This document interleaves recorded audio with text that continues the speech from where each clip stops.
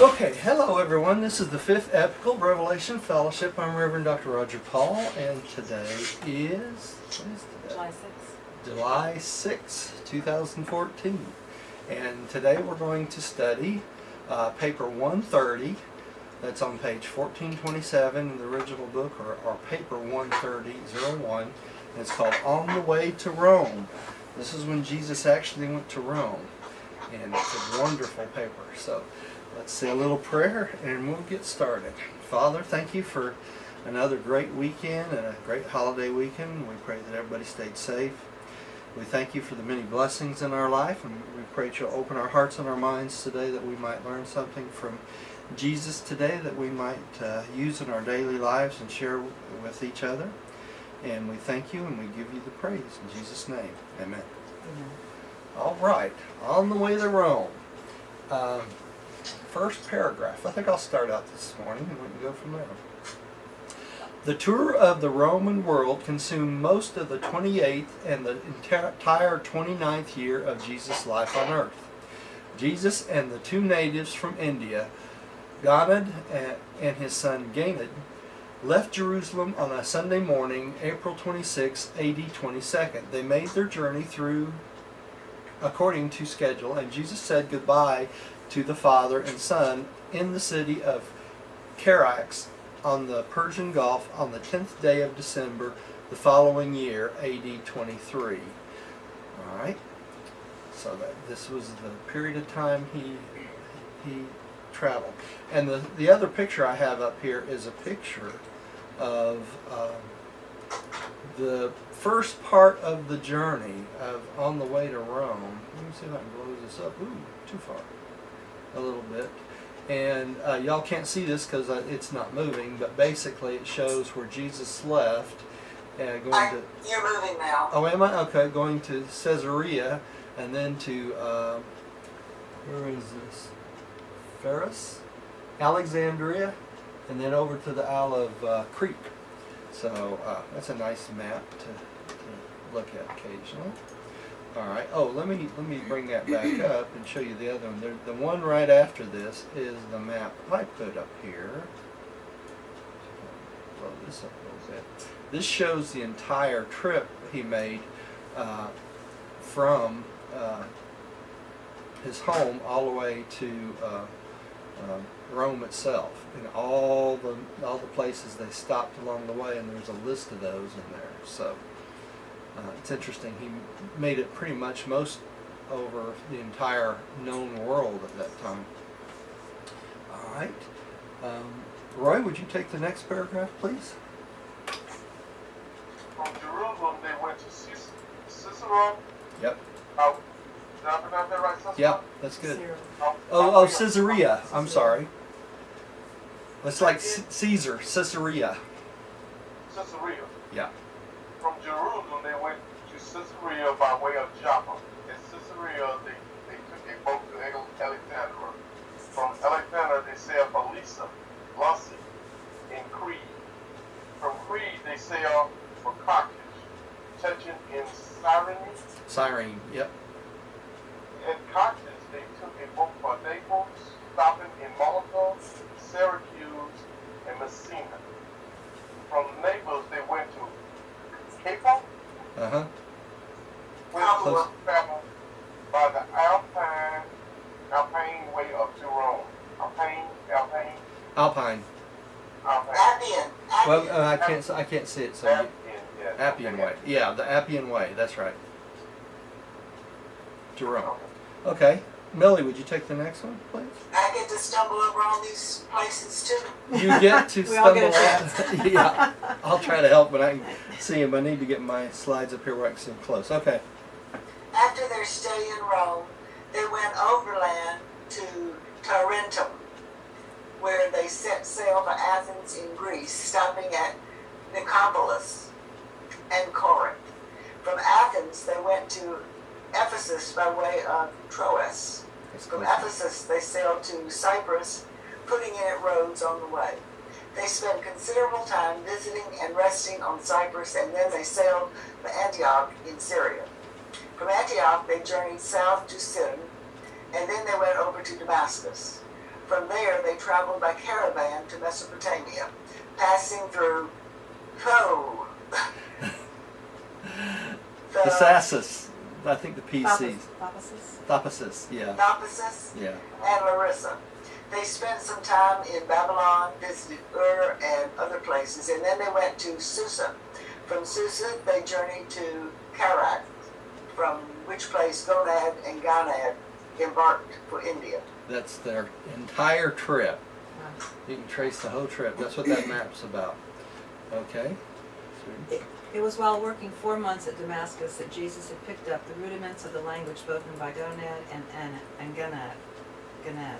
While there, he had labored much of the time on translations from Greek into one of the languages of India, being assisted by a native of Gonad's home district. Okay, so Jesus was working as an interpreter there, right? All right. On the Mediterranean tour, Jesus spent about half of each day teaching Ganad and acting as interpreter during Ganad's business conferences and social contacts. The remainder of each day, which was at his disposal, he devoted to making those close personal contacts with his fellow men, those intimate associations with the mortals of the realm who so characterized his activities during these years that had just preceded his public ministry. All right, Roy, would you take the next one? First-hand observation and actual contact, Jesus acquainted himself with the highest... One too many. You went. I went too far? Oh, sorry. Hang on. Let me back up here. It's my slides. You ready? Hang on. No, I did that. Hang on. Oh, I went too far here? That's what we were talking about. Okay. All right, go ahead. You were on the right paragraph. It was me. Okay. From first-hand observation and actual contact, Jesus acquainted himself with the higher material and intellectual civilization of the Occident and the Levant. From Jonah and his brilliant son, he learned a great deal about the civilization and culture of India and China. For Jonah himself, a citizen of India, had made 3 extensive trips to the empire of the Yellow Race.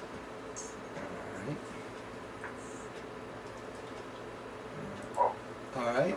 Millie? Ganad, the young man, learned much from Jesus during his long and intimate association.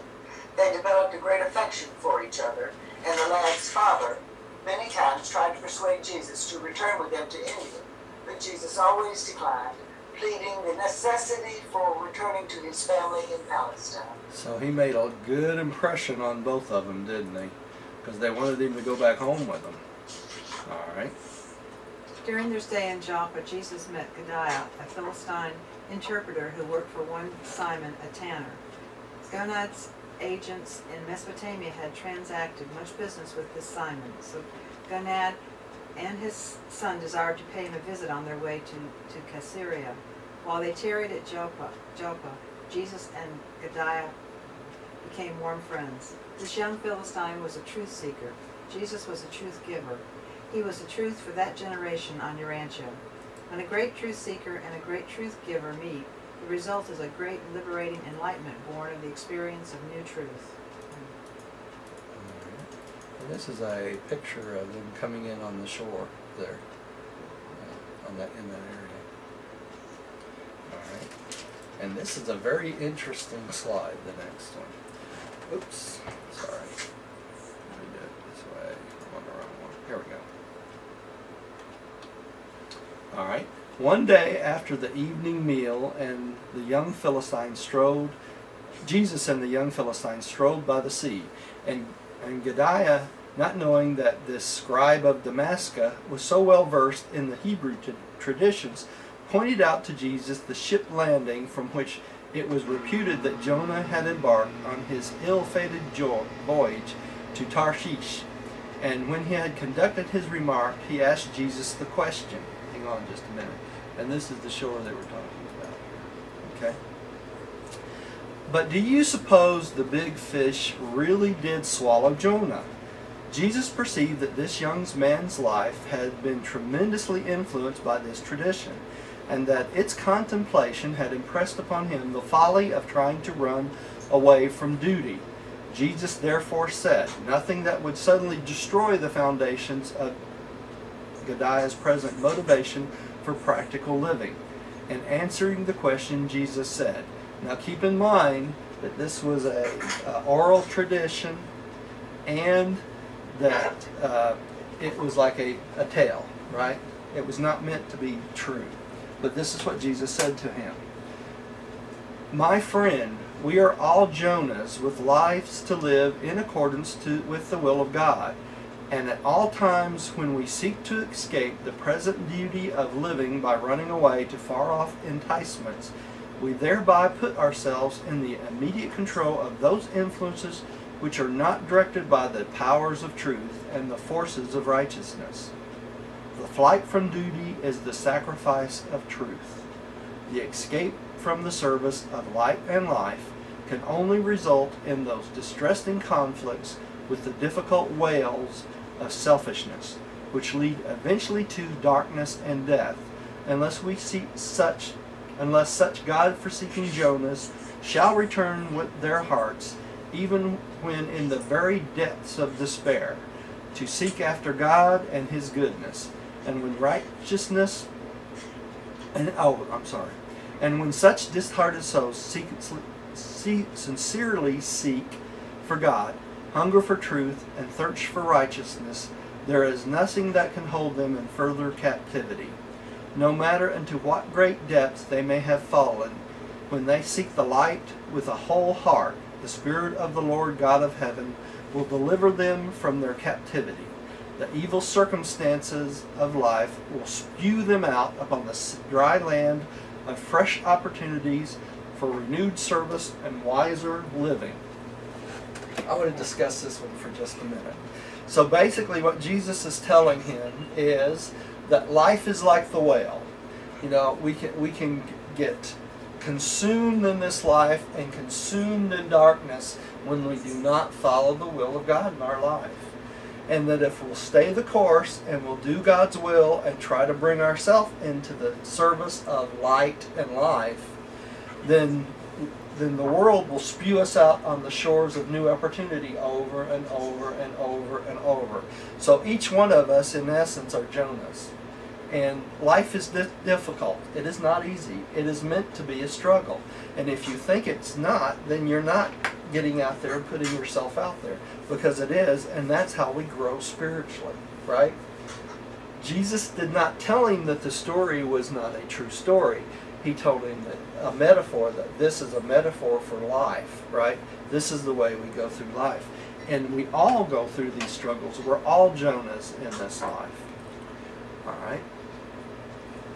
You know, I'd like to say something on that. You know, I look at tradition and how, as I read this book, I look at tradition and I see how tradition and things that have been passed down from the past have formed and shaped my life.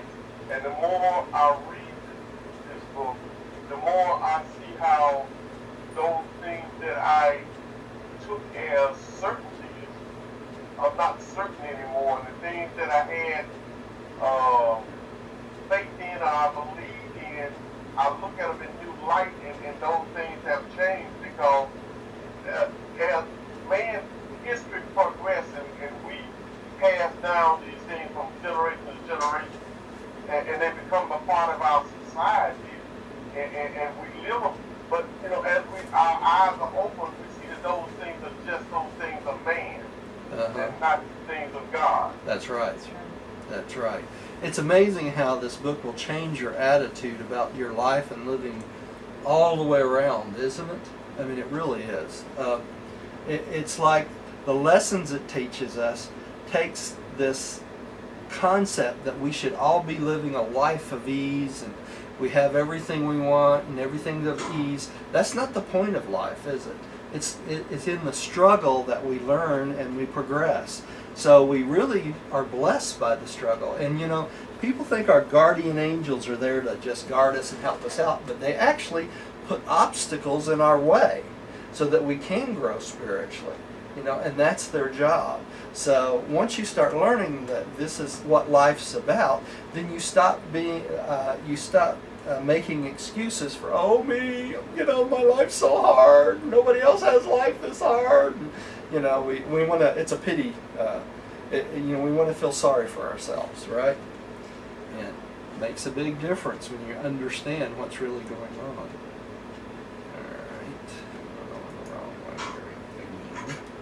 Okay.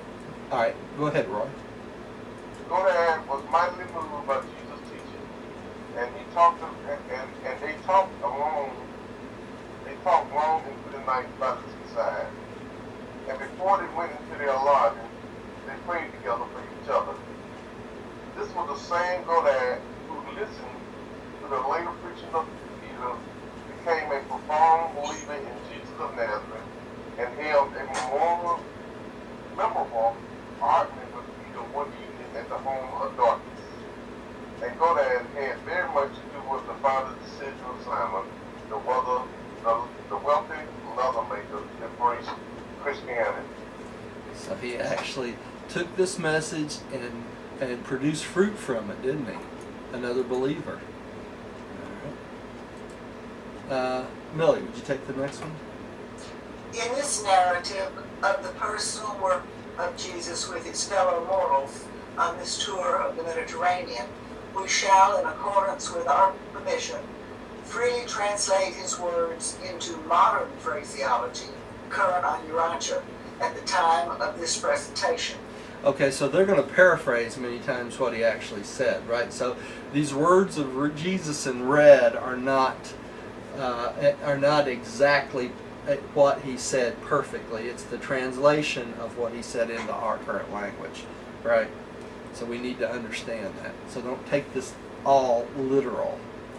All right. Jesus' last visit with Godiah had to do with a discussion of good and evil. This young Philistine was much troubled by a feeling of injustice because of the presence of evil in the world alongside the good. He said, "How can God, if he is infinitely good, permit us to suffer the sorrows of evil? After all, who creates evil?" It was still believed by many in those days that God created both good and evil, but Jesus never taught such error. All right, hold on just a second. How many times have y'all heard that same statement? I said it myself. We've all said it, haven't we? How can God allow all this evil to be around us? Well, this is Jesus' response to that, okay? In answering this question, Jesus said, "My brother, God is love. Therefore, he must be good. And his goodness is so great and real that it cannot contain the small and unreal things of evil. God is so positively good that there is absolutely no place in him for negative evil. Evil is the immature choosing and the unthinking misstep of those who are resistant to goodness, rejectful of beauty, and disloyal to truth.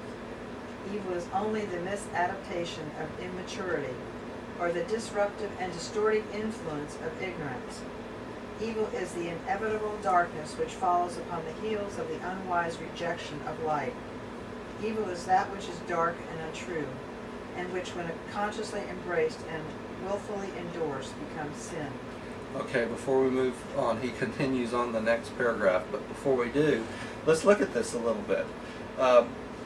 He's basically telling us this evil and stuff we see around us is not part of God, right? Evil does not exist within God the Father. The evil we see is the result of our decisions, our ancestors' decisions, and things like that, and the nature of what we've done in the past to reach this present moment, right? So, what we see around us is the result of the decisions of thousands and thousands and thousands of individuals in the past that's come up to now, and the decisions we make now. So this is the result of our own making, and only us can change those results, right? So in order to change this evil, we must start embracing good. The whole society has to embrace good, and that's why they call it the brotherhood of man. We all suffer for the sins and the misconceptions of all of our brothers and sisters. So that's why it's such a duty for us to enlighten them. Right? That makes sense? Yeah, go right ahead. Individuals. It's also Individuals. It's That's also right. a result of the decision of God to create the ascension plan for us. So if we were created like Havona, like the citizens of Havona or Paradise, we would be perfect also. Right. But because we weren't created in that way, that's why there's so many individuals. We have so much opportunity to seek the path of God and to be perfect like Him. And so we're always going to be making mistakes on the way. That's why it's free will, right? And it has to be free will. Yeah. In order for us to accomplish that. So. That's right. Roy, go ahead. Individually, not, as we grow, piece by piece, we individually make that choice to make our home, our planet a better place. And, so with that growth, but it starts on an individual level. It does. For promoting our planet and our people, everybody toward what is true and what is right. That's right. It starts with the individual, it blossoms into the group, doesn't it? If you think about it. The individual makes the basic decisions, it affects everything, every basic decision affects the entire group, mankind, the whole world itself. Because with every one of the goodness that we start, that reverberates throughout all the society and throughout all the world. So if we want to see more goodness in the world, we have to do what? We have to make decisions of the will of God, to follow God's will. And what will that give us? That will give us more perfection in this world, and eventually this world will reach light and life. Right? Make sense?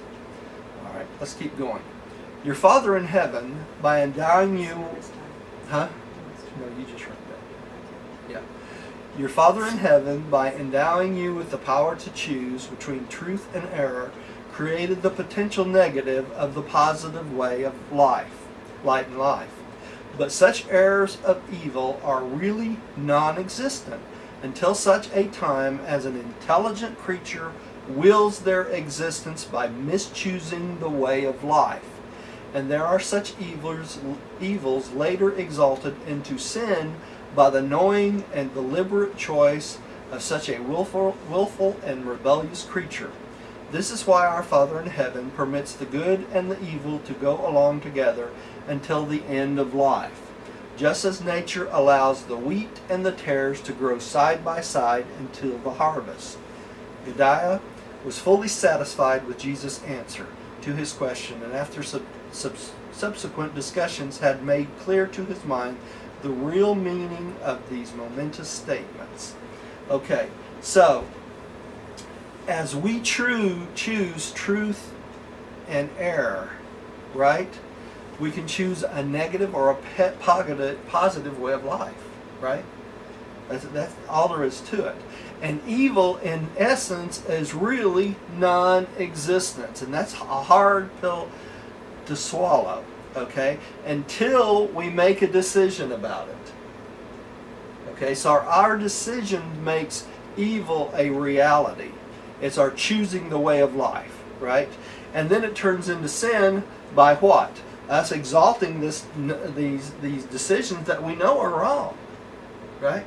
That's how it becomes sin. And that's how we what? Fall into rebellion.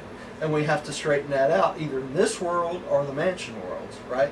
That's part of what happens when you go to that first mansion world, is getting rid of this mark of the beast, because we've become habitual about making these wrong decisions. We have to get retrained into making the right decisions, right? So we don't leave this planet perfect. We try to do the will of God, but we don't nowhere in no way, shape, or form leave this planet perfect unless we get a closer perfection by fusing with our adjusters before we leave, right?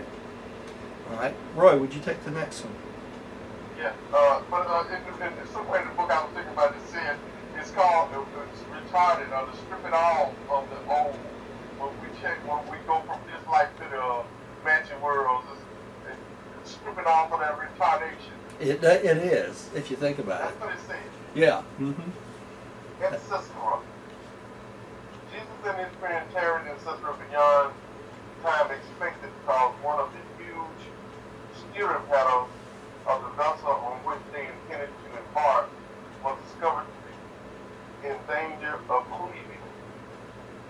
The captain decided to remain in the port while a new one was being made. There was a shortage of skilled woodworkers for this task, so Jesus volunteered to assist.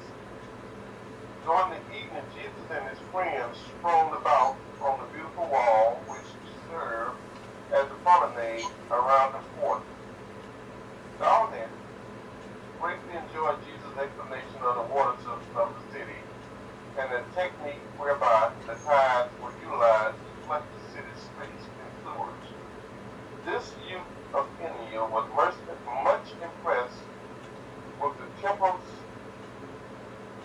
of Augusta, situated upon an elevation and surmounted by a colossal statue of the Roman emperor.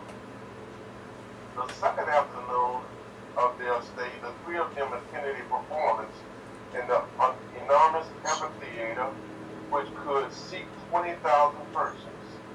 And that night, they went to a Greek play at the theater.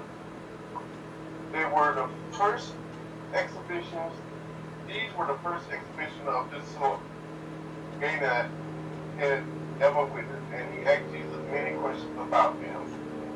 On the morning of Thursday, they paid a formal visit to the governor's palace, for Cicero was the capital of Palestine and the resident of the Roman procurator. Okay. And I have several slides to show you of what they actually were looking at. Here, if y'all would like to see them, if you can see them. Oh, okay. This is the walls of Caesarea, okay, Maritime, and you can see the channels here where they flushed out. This is what they're talking about. This was full of water, and that's what they're talking about in this slide, okay. I'm going to go through these fairly fast because I don't want to spend too much time on them. This is the amphitheater. This is the ruins of the amphitheater, and this is the actual amphitheater that they were talking about they saw. So it's kind of interesting to be able to see what they were talking about. Of course, this is just the ruins of it, but that's part of what it looked like. All right. And this is a drawing. It says the building was renovated and modified several times in the 1st and 2nd century A.D. In its final stage, the arena was shortened, and the southern section of the building was converted into an oval amphitheater for gladiatorial combats and hunting games. Finally, in the Byzantine period, the arena was filled in and built over, and that's why we saw the ruins there. Let me go another one here. This is where it says the youth of India was impressed with the temple of Augustus, situated upon the elevation of the surmounted by a colossal statue of the Roman emperor, and this is where that would be located. Kind of neat to see these locations, isn't it? And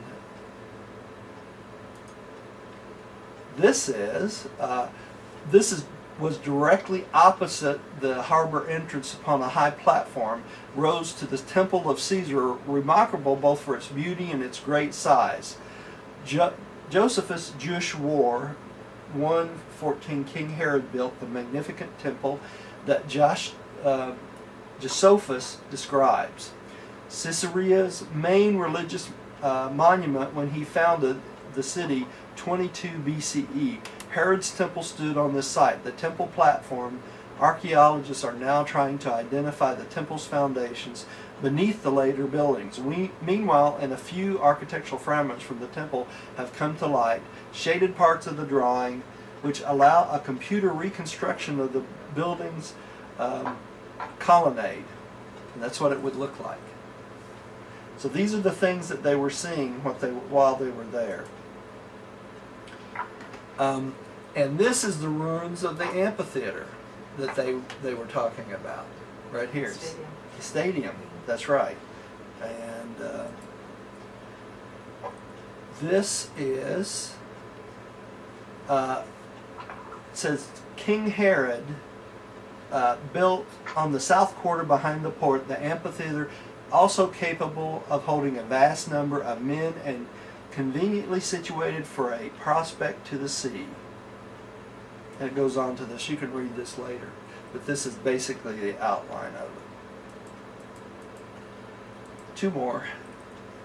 This is, it says, the morning on the third day, we lost somebody there, we're trying to get it back. The morning on the third day, they paid a formal visit to the governor's palace. The Caesarea was the capital of Palestine and the residence of the Roman procurator. And that's what that looks like. And it goes on this one to show the vaults, and this is what the vaults look like.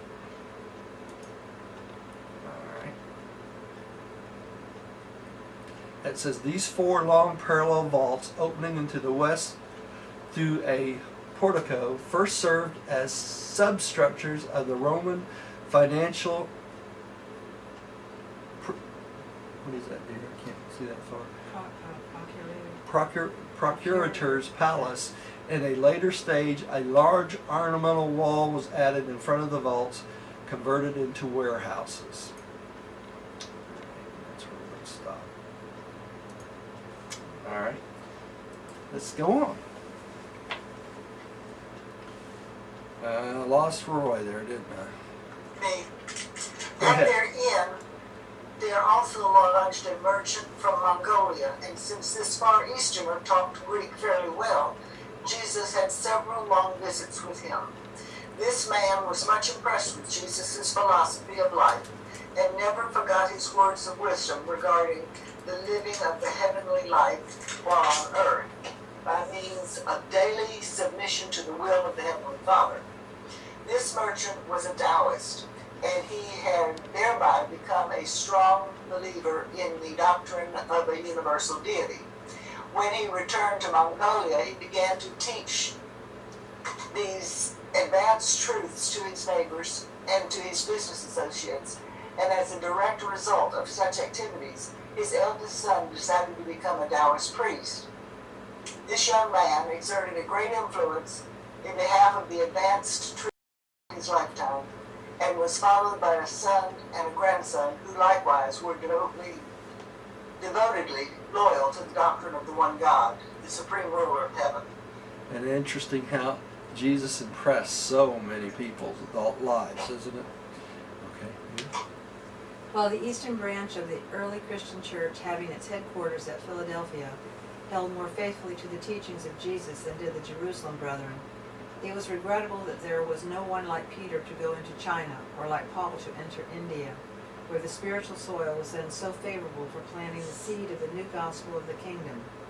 These very teachings of Jesus, as they were held by the Philadelphians, would have made just such an immediate and effective appeal to the minds of the spiritually hungry Asiatic peoples as did the preaching of Peter and Paul in the West. Isn't it interesting here that they mention the teachings of the Philadelphians? Why did they do that? Because it was the Philadelphians that stayed true to the teachings of Jesus, wasn't it? All right.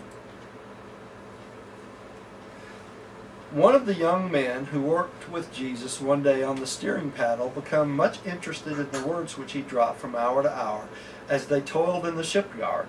When Jesus intimated that the Father in heaven was interested in the welfare of his children on earth, this young Greek, Anaxid, said, "If the gods are interested in me, why did they not remove the cruel and unjust foreman from this workshop?" He was stating when Jesus startled when Jesus replied. We've all felt this way, right? All right. Since you, what was that, Roy? I said, oh yeah, I was just thinking about.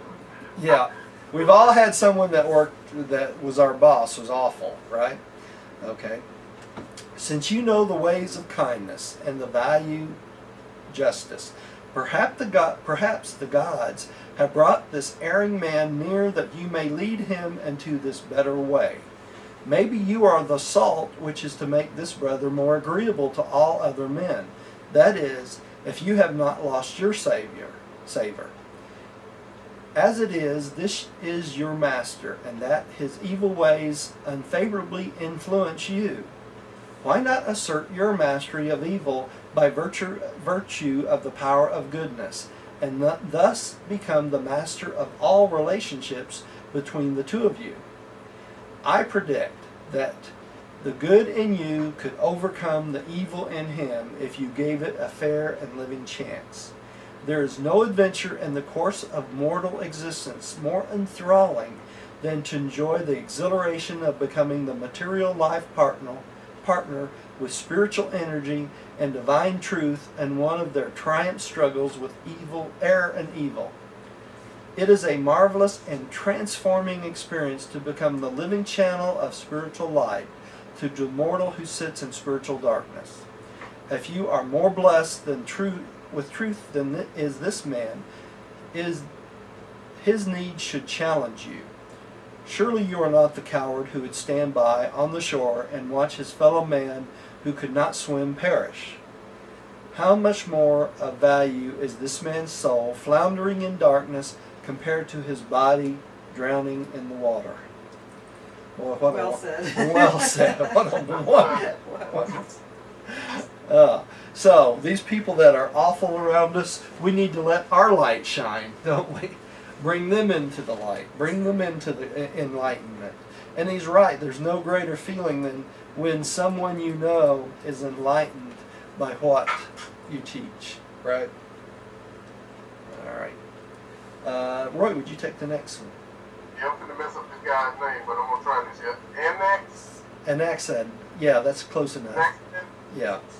was mightily moved by resolutely told the superior what Jesus had said. And that night they both saw Jesus' advice as the welfare of their souls. And later on, after the Christian message had been proclaimed in Caesarea, both of these men, one a Greek and the other a Roman, believed Philip's teaching and became prominent members of the church which he founded. Later, this young Greek was appointed the steward of a Roman centurion. Centurion, that's right.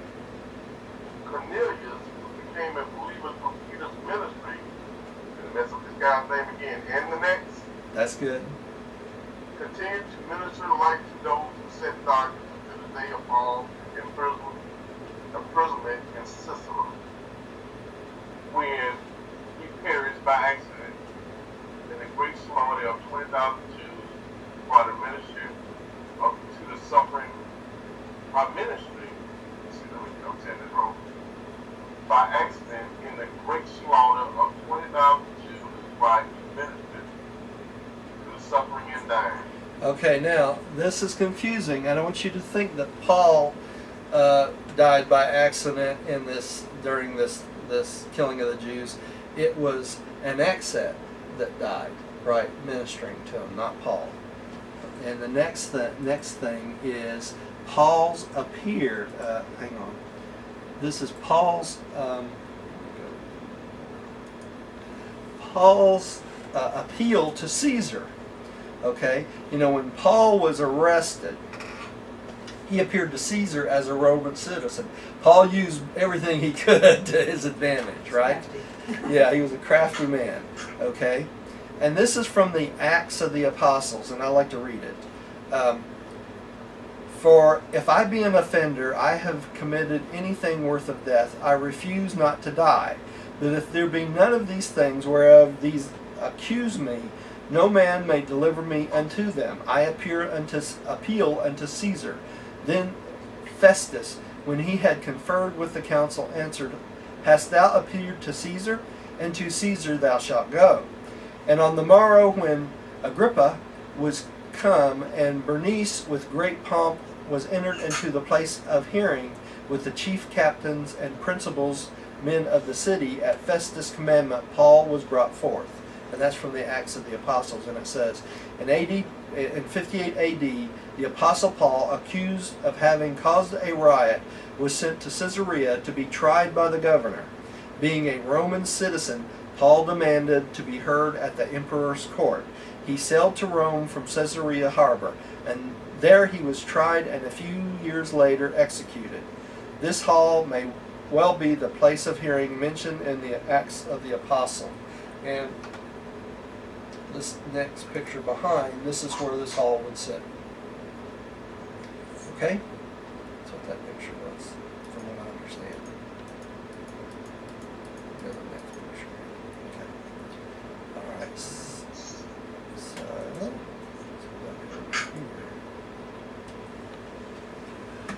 Alright. Who's up next? I think Millie. Millie, would you take that? Yes. David was, by this time, beginning to learn how his tutor spent his leisure in this unusual personal ministry to his fellow men. And the young Indian set about to find out the motive for these incessant activities. He asked, "Why do you occupy yourself so continuously with these visits with strangers?" And Jesus answered, "Gained, no man is a stranger to one who knows God. In the experience of finding the Father in heaven, you discover that all men are your brothers. And does it not seem strange that one should enjoy the exhilaration of meeting a newly discovered brother? To become acquainted with one's brothers and sisters, to know their problems, and to learn to love them, is the supreme experience of living." What a wonderful statement, isn't it? It's the supreme experience of living to meet your brothers and sisters. And everyone is your brothers and sisters, right? Right, dear. This was a conference which lasted well into the night, in the course of which the young man requested Jesus to tell him the difference between the will of God and the human mind act of choosing, which is also called will. In substance, Jesus said, "The will of God is the way of God, partnership with the choice of God in the face of any potential alternative. To do the will of God, therefore, is the progressive experience of becoming more and more like God, and God is the source and destiny of all that is good and beautiful and true. The will of man is the way of man, the sum and substance of that which the mortal chooses to be and do. Will is a deliberate choice of a self-conscious being which leads to decision conduct based on intelligent reflection." So any choice we make, if we want to know the will of God, we have to what? Perceive what would God do in this circumstances. What is the decision of perfection? How would this benefit all beings and all the world and all mankind at the same time? That is the will of God in your life, right? In everything you do, all right? And that's how we determine God's will. And we can discover that for ourselves, can't we?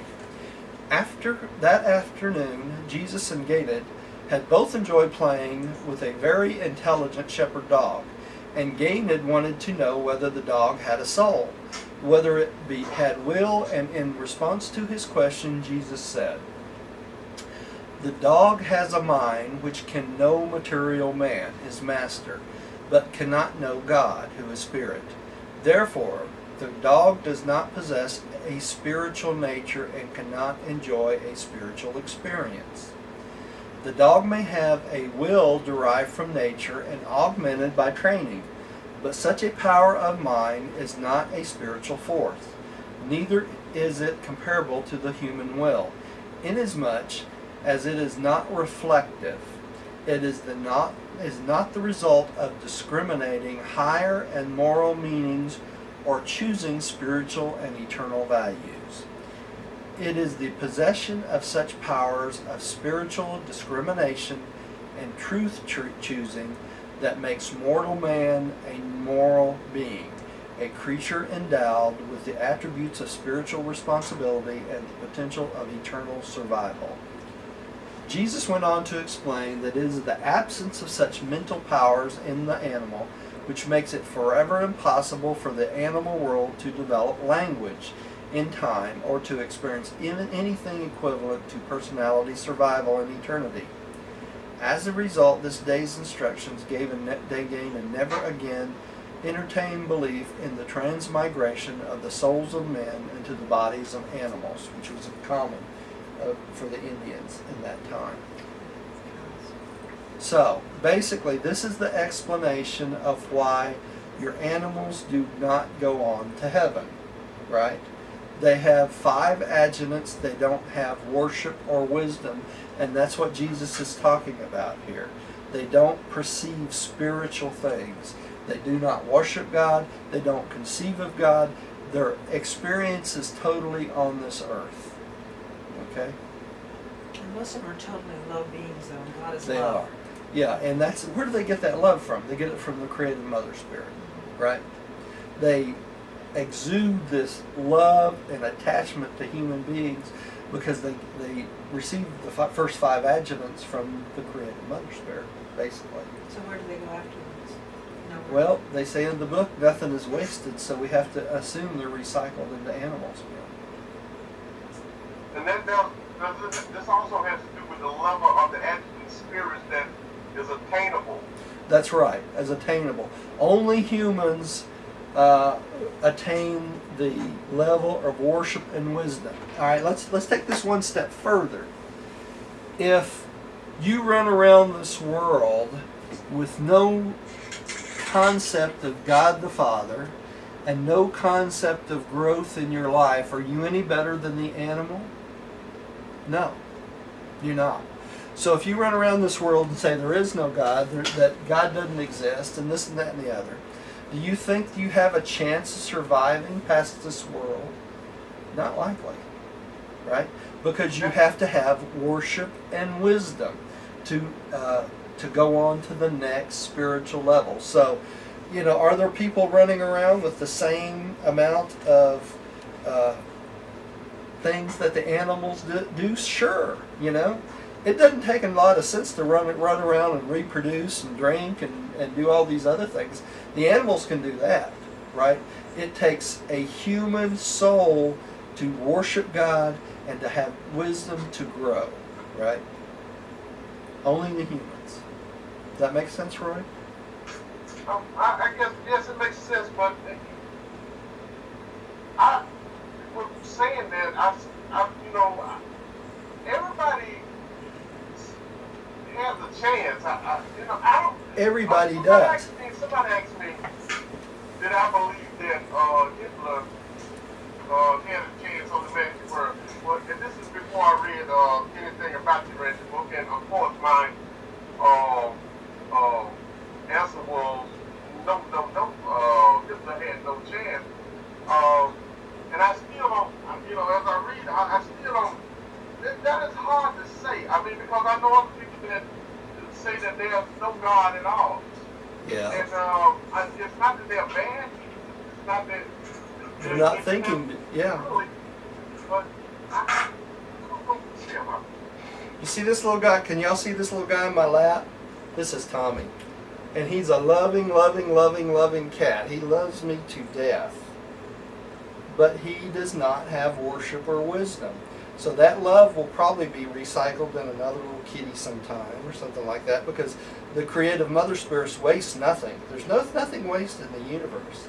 But he will not go on a spiritual progression, and that's what we do. We go on for a spiritual progression, right? And we have to realize this, and that gives us more responsibility to take care of these little guys because of that. This is their number one life here, and they may go on again and again and again, but it's our responsibility that they get fed, they get taken care of, they get loved, and it's our responsibility to make sure that they live happy lives, because they don't have a choice about it, right? They only have lives that we make for them. So, Well, the human being just said we do have to make a choice here. we do have to make a choice. We do. We have to make a choice here. That's right. We have to make a choice here. Okay? All right. Who's next? Wrong place. I am too. Who's? Roy, I think it's your place. The next day, it's... Okay, the next day. Yeah. The next day, Danny talked all this over with his father, and it was in answer to Jonah's question that Jesus explained that human will, which are fully occupied with hands only upon temporal decisions having to do with the material problem of animal existence, are doomed to perish in time. Those who make wholehearted moral decisions and unqualified spiritual choices are thus progressively identified indwelling and divine spirit, and thereby are they increasingly transformed into the values of eternal survival, unending progression of divine service. Did y'all catch that last part? Unending progression of divine service. It's through divine service, spiritual choices that we grow. Right? And it's only humans that can do this. Alright? Again, I need to ask this question. This is something I've been doing. Go ahead. And I need to find, is everybody in agreement with this? We have to make a conscious decision to hear in order to progress or do you perish if you don't. And the reason why I ask is because I know several people that, not that they're not good person people, but they ask the same question that why do God allow good and evil to exist? And if there was a God, why don't he change things? And I don't believe in the God because of these things. That person that says that is not a bad person to me. I'm talking about somebody that I know personally. Mm-hmm. They don't understand what God is. No, they don't. They don't have a concept. It doesn't have a chance. That's right. Well, all right, let me put it this way, and this is my beliefs according to what I've read in the book, okay? Jesus constantly told the apostles, let's go save some souls. Remember that? Over and over and over. That means to me that we must make a conscious decision of survival. In other words, we have to choose in this life whether we're going to survive past this life. And if we believe there's a hereafter, or we believe that there's a God, God the Father, you have to have that first. If you believe that there's a God the Father and you survive past this world, you will wake up on the mansion worlds. Okay, you might be in a remedial class, but you'll get to the mansion worlds. That's all there is to it. All you have to do is believe in your own survival and believe in God the Father. He never once said you have to believe in me. He later said, though, but once you get on that mansion world, no one comes to the Father but by me. He said that. And how is that? After you leave the mansion world, you go to Urantia, the constellation, right? And then eventually you have to go to Salvington. And who do you meet on Salvington? You meet Jesus. And you have to go by him to go from a Urantia being to a first stage spirit. There's no way to get out of Salvington unless you go by Jesus, because he is our creator. He's our local universe creator, right? So we have to eventually acknowledge the fact that he is our Father and Creator. There's no way to get around it anyway whatsoever. But to leave this world and to wake up on the mansion worlds, all we have to do is believe in God the Father and our own survival. Now, if you do not believe in your own survival, I don't believe you wake up on the mansion world. Is that clear, Roy? Yeah, I just need it. Like I say, that's just something that's been bothering me. And like you say, when you meet somebody like that, you try to give them a little bit of truth, but they won't accept any of it. And I believe in me. Personally, I believe that I will ascend and then go through. I believe I truly do. Yeah. And I just can't. I don't understand somebody that says. And it's kind of scary in a way that, someone would just say that there's no God with everything that goes on in and around him, but yeah. There are people like that. Well, there are people like that, and I think that denial will keep them from waking up on the mansion world, because you have to have something salvageable. Because when they stand before judgment after death, then there has to be something salvageable, and if there's not, the angel will show up, but the adjuster will not answer. And that's the judgment of the unjust. They have not been just in their life. So, yes, I believe they have to make a decision in this life for survival. I truly believe that. And that's why Jesus said over and over again to his apostles, let's go save some souls. Because he could see the masses of people around him that had no relationship with God. They had no concept of God the Father. And they had no concept of survival past this life. So he was teaching and informing them of that, right? I mean, that's part of his thing. That was his mission. The fatherhood of God and the brotherhood of man. He brought us knowledge of our fatherhood of God, right? And our brotherhood of man. That was his mission. And I think it was very important, or he would not have done it that way, right? You know, and as we talk about this, as we walk around and go around life every day, we see a lot of people that are walking around that are spiritually dead. Yeah, we do. You'll meet hundreds of them in your life, Roy. Hundreds of them. You meet hundreds of them that are spiritually dead in your life, and you know it. You usually know it as soon as you meet them, you know. Yes, exactly. Yeah, you really do. All right, let's keep going. Millie, would you take the next one? Yes. It was on this same day that we first heard that momentous truth, which stated in modern terms would signify will is that manifestation of the human mind which enables the subjective consciousness to express itself objectively and to experience the phenomenon of aspiring to be godlike. And it is in the same sense that every reflective, spiritually minded human being can become creative. There we go.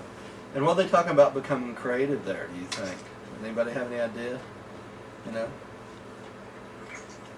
It's only the spiritually reflective mind that gives us the creativeness to want to bring other people into the same knowledge, right? Only humans can do that. Animals can't. Okay, let's keep going. At 3, at Alexandria. It had been an eventful visit at Caesarea.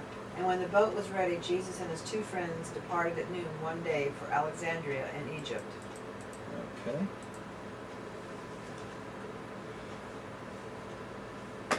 The 3 enjoyed a most pleasant passage to Alexandria. Ganid was delighted with the voyage and kept Jesus busy with answering questions. I would be doing the same thing.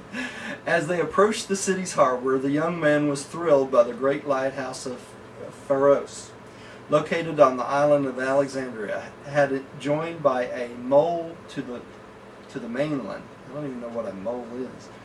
Thus creating 2 magnificent harbors, and thereby making Alexandria the maritime commercial crossroads of Africa, Asia, and Europe.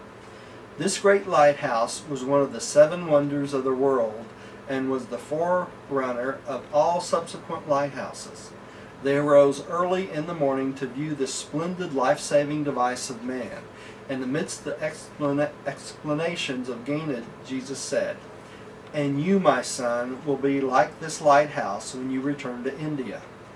Even after your father is laid to rest, you will become like the light of life to those who sit about you in darkness, showing all who so desire the way to reach the harbor of salvation in safety." And as Ganid squeezed Jesus' hand, he said, "I will."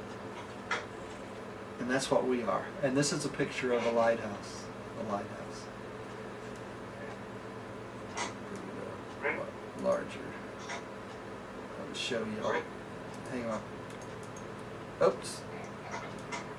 This is the lighthouse that they're talking about, and this next one is this is a tapestry, actually, of the lighthouse in Alexandria and what it looked like then. Kind of interesting, isn't it? All right, Roy? Would you take the next one? And again, we remark that the early teachers of the Christian religion made a great mistake when they so exclusively turned their attention to the Western civilization of the Roman world. The teaching of Jesus, as they were held by the Mesopotamians, believers of the first century, would have been readily received by the various groups of Asiatic religionists. All right. And they say this over and over, right? You know, if they would have just kept with the teachings of Jesus, right? Millie, would you take the next one? Got it. By the 4th hour after landing, they were settled near the eastern end of the long and broad avenue, 100 feet wide and 5 miles long, which stretched on out to the water, to the western limits of the city of 1 million people. After the first survey of the city's chief attractions, the university, museum, library, the royal mausoleum of Alexandria, palace, temple of Neptune, theater, and gymnasium, Jonah addressed himself to business with Jesus and Gannon while Jesus and Gannon went to the library, the greatest in the world. Here were assembled nearly 1 million manuscripts from all the civilized world: Greece, Rome, Palestine, Parthia, India, China, and even Japan. In this library, Gannon saw the largest collection of Indian literature in all the world, and they spent some time here each day throughout their stay in Alexandria. Jesus told David about the translation of the Hebrew scriptures into Greek at this place, and they discussed again all the religions of the world, Jesus endeavoring to point out to this young mind the truth in each, always adding, but Yahweh is the God developed from the religionist of Melchizedek. Revelations. The revelations of Melchizedek. Revelations of Melchizedek and the covenant of Abraham. The Jews were offspring of Abraham and subsequently occupied the very land wherein Melchizedek had lived and taught, and from which he sent teachers to all the world. And their religion eventually portrayed a clearer recognition of the Lord God of Israel as a universal Father in heaven than any other world religion. And that's why they were chosen as the people to represent God, right? And this is a picture of Alexandria, the library in Alexandria. It was a painting of it. Okay.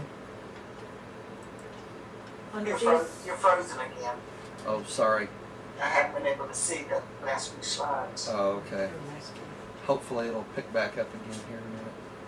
Under Jesus' direction, Gannon made a collection of the teachings of all those religions of the world which recognized a universal deity, even though they might also give more or less recognition to subordinate deities. After much discussion, Jesus and Gannon decided that the Romans had no real God in their religion, that their religion was hardly more than emperor worship. The Greeks, they concluded, had a philosophy but hardly a religion with a personal God.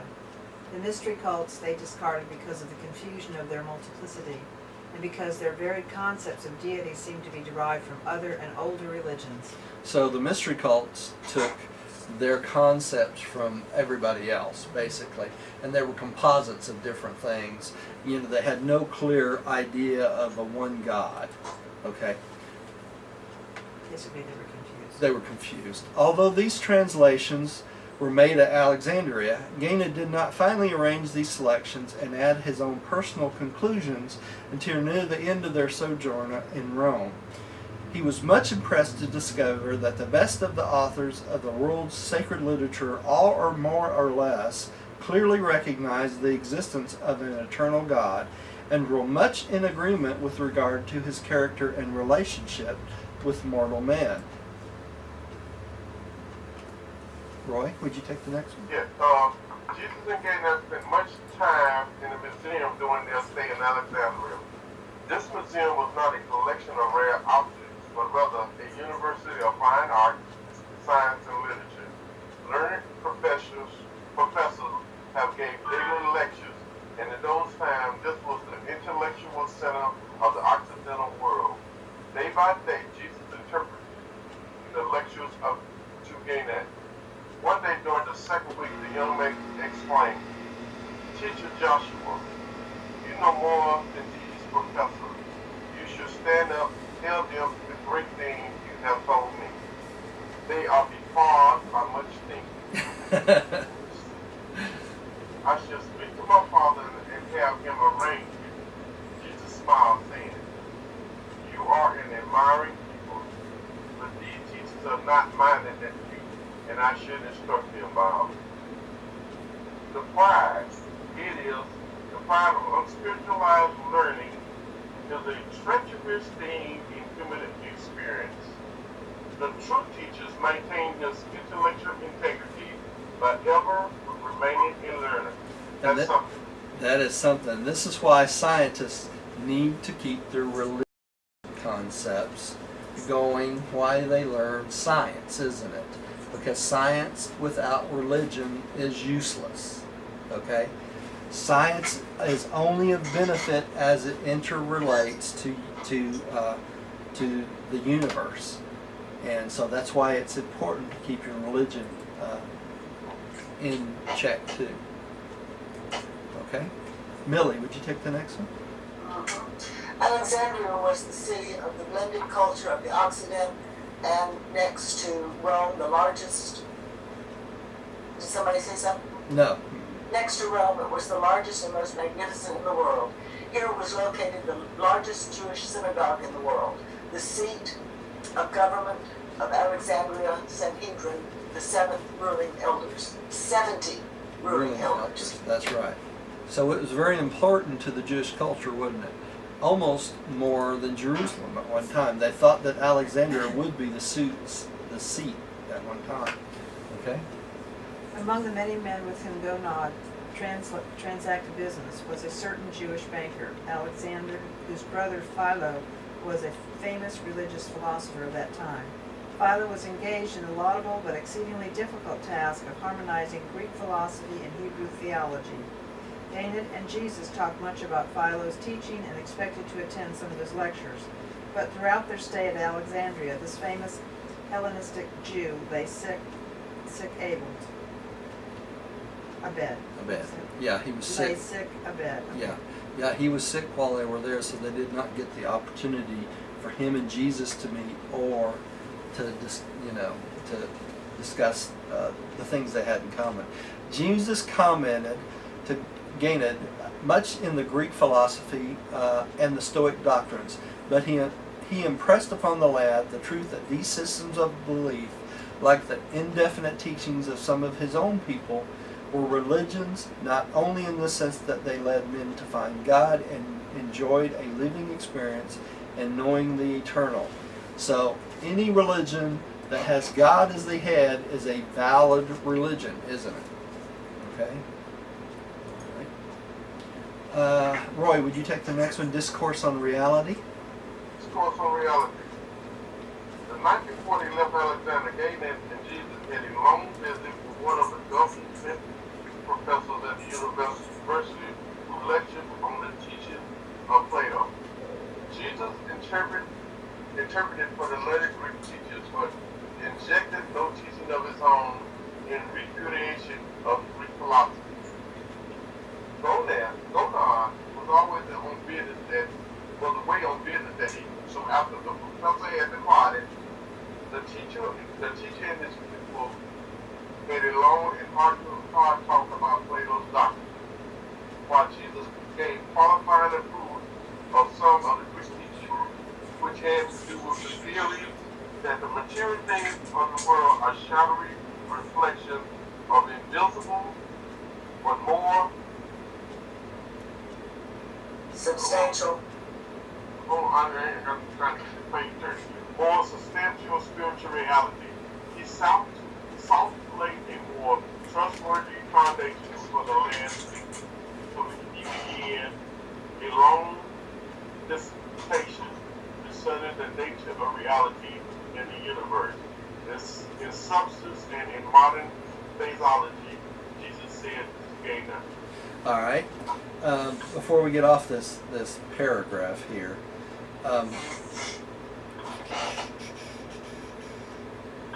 I want to mention the material things of this world are shadowy reflections of the invisible, more substantial spiritual realities.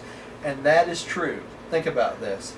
The material things of this world, we can only see the material. We cannot see the spiritual beings working constantly on this planet, can we? Okay, so there's a more substantial spiritual awareness on this planet that we do not see. And as we progress, we have eyesight and we have sight of the more spiritual realities rather than the physical realities. So in that sense, what he taught was true. Okay.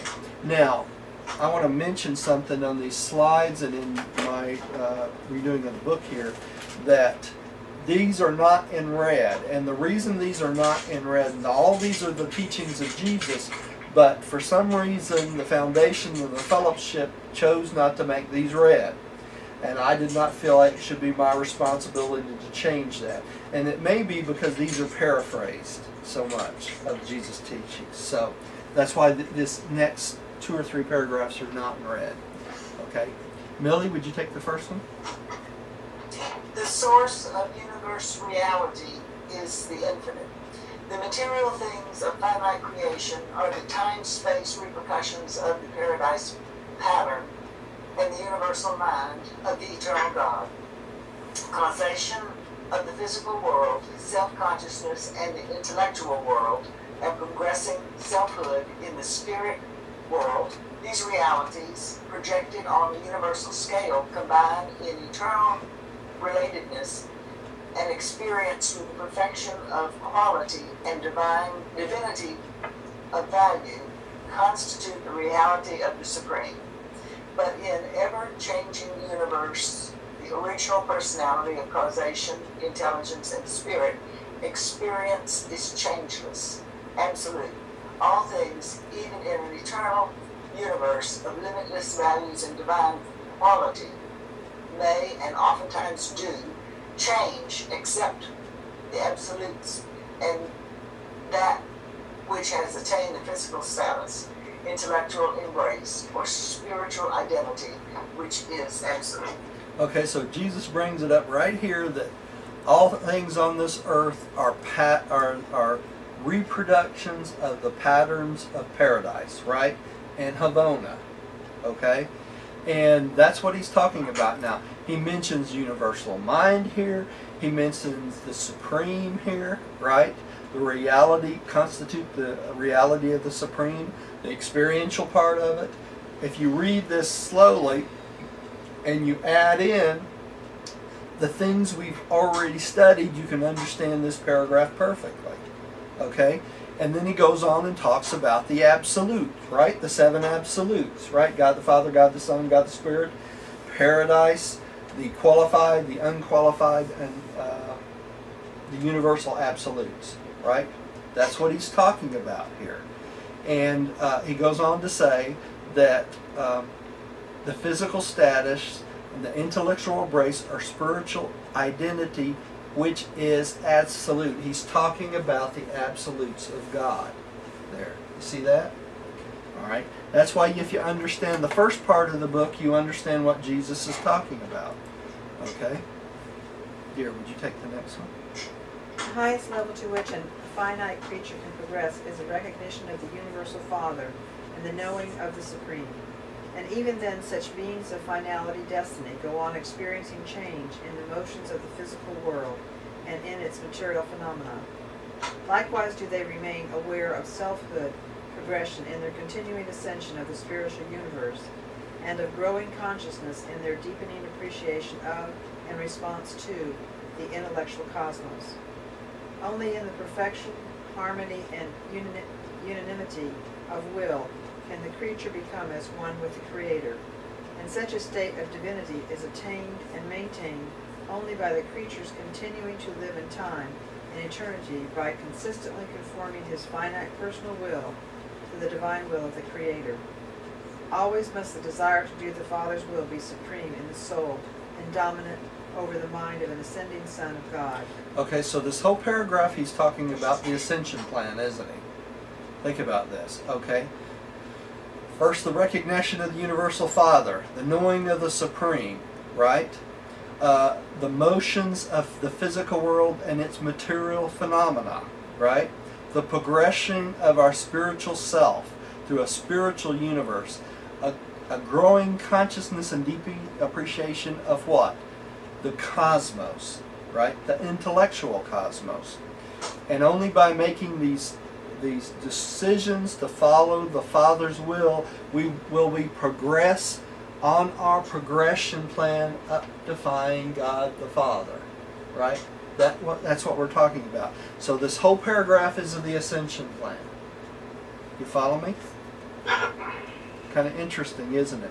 It changes the meaning of these paragraphs if we understand what we've studied, right? All right.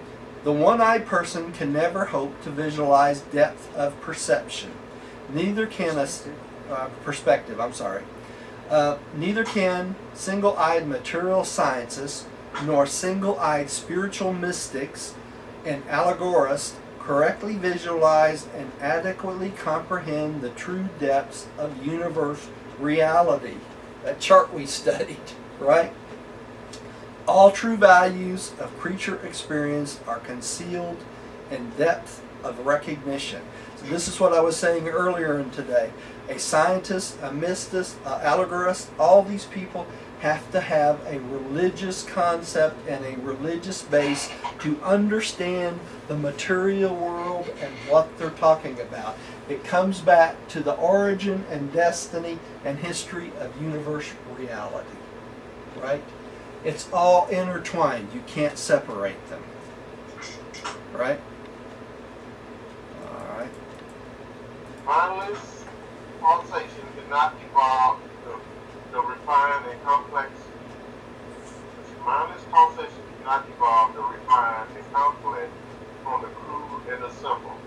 Neither can spiritualist experience evolve the divine character of the eternal survivor from the material mind of the mortals of time. The one attribute of the universe which so exclusively characterizes the infinite deity is this unending creative bestower of personality which can survive in progressive deity of change. He's talking about the ascension plan again, isn't he? Right?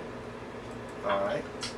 Personality is that cosmic endowment, that phase of universal reality, which can coexist with unlimited change and at the same time retain its identity in the very presence of all such change and forever afterward. Okay, so the spirit, the personality remains the same as the soul is constantly changing, right? All right, go ahead, dear. Life is an adaptation of the original cosmic causation to the demands and possibilities of universe situations, and it comes into being by the action of the universal mind and the activation of the spirit spark of the God who is spirit. The meaning of life is in its adaptability. The value of life is in its progressibility, even the heights of God consciousness. Who are they talking about here? Infinite spirit. The infinite spirit, that's right. So y'all can pick these out of here as you read through this. Misadaptation of self-conscious life to the universe results in cosmic disharmony. Final divergence of personality will from the trend of the universe terminates in intellectual isolation and personality segregation. Loss of the indwelling spirit pilot supervenes in spiritual cessation of existence. Intelligent and progressive life becomes then and of itself an incontrovertible proof of the existence of a purposeful universe expressing the will of the divine creator. And this life in the aggregate struggles towards higher values, having its final goal, the universal Father. Okay? So, basically they're saying if you rebel against God and you do not follow the will of God, you, number one, become intellectually isolated and you segregate your personality, so you can't go on. And that becomes what? Cosmic insanity. And then eventually you lose, it talks about the spirit pilot supervenes in spiritual cessation of existence. That is judgment, right? That's end of life because you are cosmically insane. Does that make sense? So you have one choice, and that's to follow the will of God. That's it. That makes sense. All right. Only, I'm Me? sorry. I think it's me. Only in, huh? I go through them and it sounds like I read everyone. Yeah. Only in degree does man possess mind above the animal level, aside from higher and quasi-spiritual ministrations of intellect. Therefore, animals not having worship and wisdom cannot experience superconsciousness, consciousness of consciousness. The animal mind is only conscious of the objective universe. Just like human beings that do not accept God, they are only conscious of what? The objective universe. They're not conscious of what? Worship and wisdom. All right, go ahead, Roy. Knowledge is the sphere of the material or fact-discerning mind. Truth is the domain of the spiritually endowed intellect that is conscious of knowing God. Knowledge is demonstrable. Truth is experience. Knowledge is a possession of the mind. Truth and experience of the soul, the progressing self. Knowledge is a function of the non-spiritual level. Truth is a phase of the mind-spirit level of the universe. The eyes of the material mind perceive the world of factual knowledge. The eyes of the spiritualized intellect discern the world of true value. These two views, synchronized and harmonized, reveal the world of reality, wherein wisdom interprets the phenomenon of the universe in terms of progressive personal experience. Wow. So it takes knowledge and discernment, doesn't it, to discover truth? Okay, so it's in essence of two minds, right? Two different concepts. All right, Millie, turn your mic back on, Millie. I'm just reading along here. Error, which is evil, is the penalty for imperfection. The qualities of imperfection or facts of misadaptation are disclosed on the material level by critical observation and by scientific analysis. On the moral level, by human experience. The presence of evil constitutes proof of the inaccuracies of mind and the immaturity of the evolving self. Evil is, therefore, also a measure of imperfection in universe interpretation. The possibility of making mistakes is inherent in the acquisition of wisdom. The scheme of progressing from the partial and temporal to the complete and eternal, from the relative and imperfect to the final and perfected. Error is the shadow of relative incompleteness, which must of necessity fall across man's ascending universe path to paradise perfection. Error, evil, is not an actual universe quality.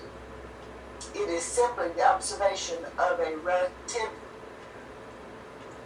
relativity in the relatedness of the imperfection of the incomplete, finite, to the ascending levels of the supreme and ultimate. So evil is our pathway, is our steps. We have to overcome these steps and this evil to get to perfection, don't we? Right? And it's the proof of the inaccuracies of the mind and the immaturity of the evolving self. It proves, in essence, that we start out animals, we become what? Urantia beings, then spiritual beings. It's a progressive pathway, right? And we all start out in this way. It's part of the progression plan. It was meant to be this way. Okay? Go ahead. Although Jesus told all this to the lad in language best suited to his comprehension, at the end of the discussion, Ganad was heavy of eye and was soon lost in slumber. They rose early in the next morning to go aboard the boat bound for Lasea in the island of Crete. But before they embarked, the lad had still further questions to ask about evil, to which Jesus replied. Okay. I skipped, hang on. 12, 13. Oh, I skipped over one, hang on. Okay. Evil is a relativity concept.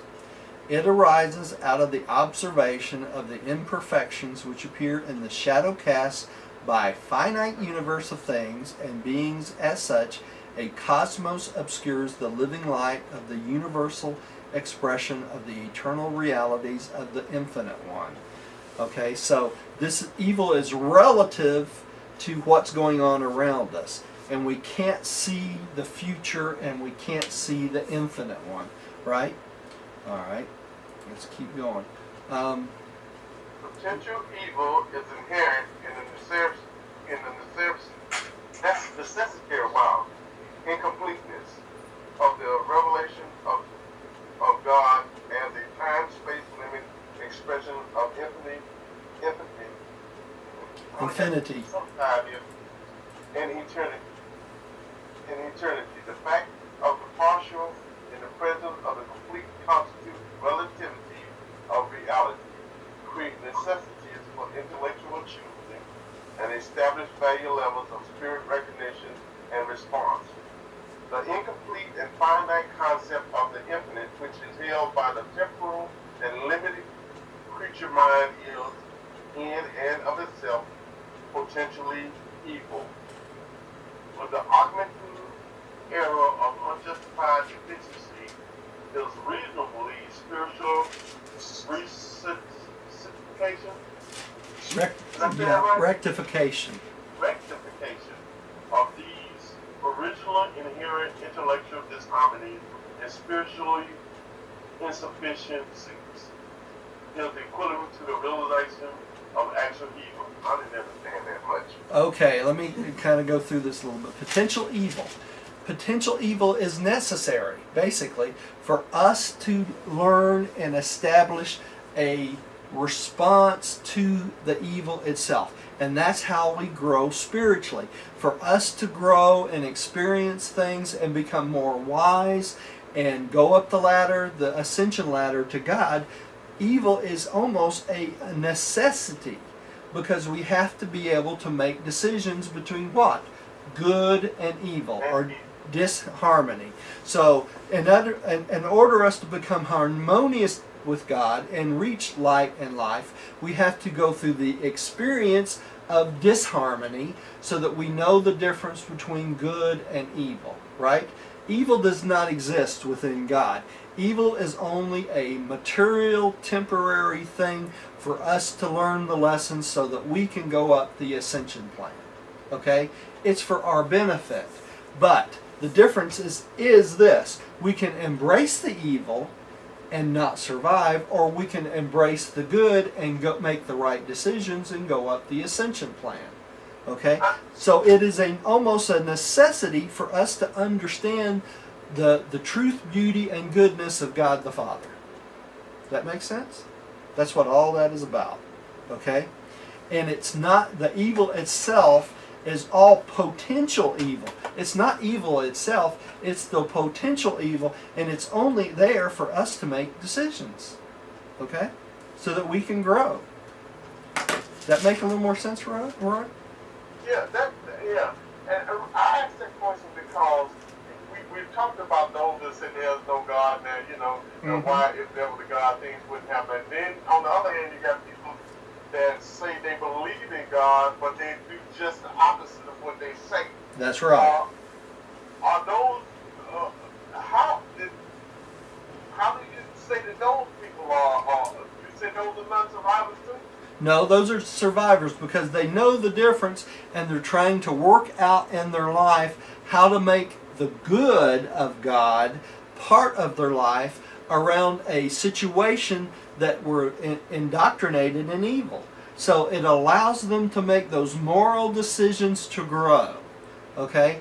And that in essence makes the evil not as bad as it seems, because it gives us a background to make good decisions, to become wise. All right? And for us to progress. And if you look at it that way, it makes perfect sense. So that is why the Creator sons have created these worlds. They're not perfect. They, if they created the worlds all perfect like they are in Havona, it would be very difficult for us to grow as much as we do. But the way it's set up, we not only grow as humans and materials, we grow through 570 levels of Urantia being, and then 4 levels of spiritual being before we get to the perfection. So by the time we get there, we have growth and experience, which does what? It expands the Supreme. That experience goes in the Supreme and makes us useful for God to send out to do His work in the other outer space levels when they come. Okay? So you have to look at the big picture. This is a little part of the big picture, and we're starting at the bottom. Okay? So those people, Roy, yeah, they'll probably make it to the mansion worlds because they're going through their experience of making decisions, right? Which helps them. It helps all of us. All right? Millie, would you take the next one? Yes. All static, dead concepts are potentially evil. The finite shadow of relative and living truth is continually moving.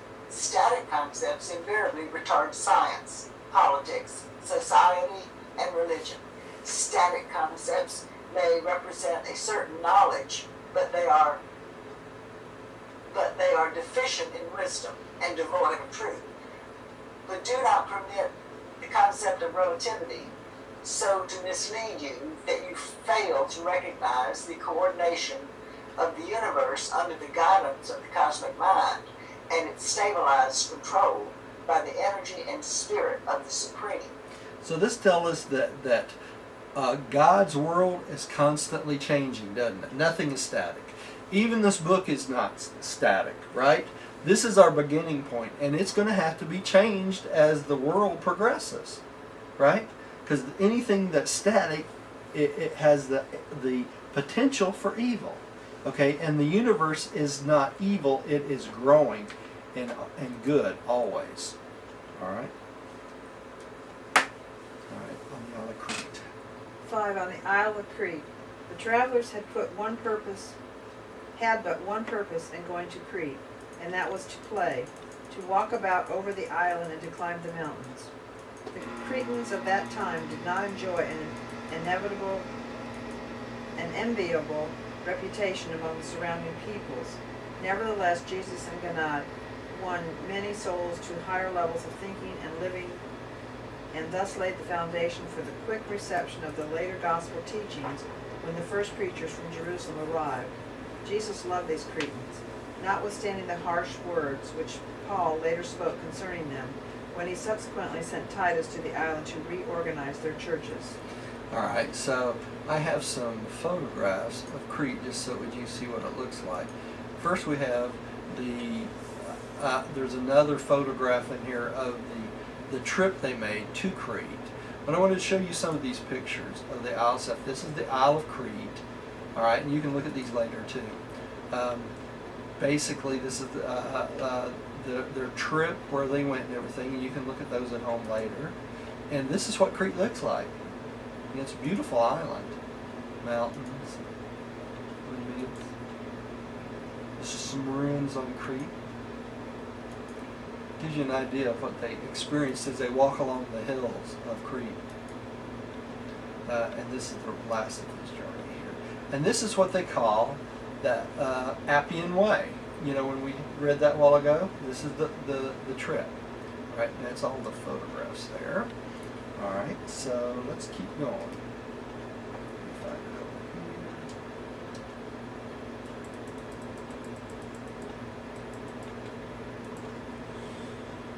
One second. Oops.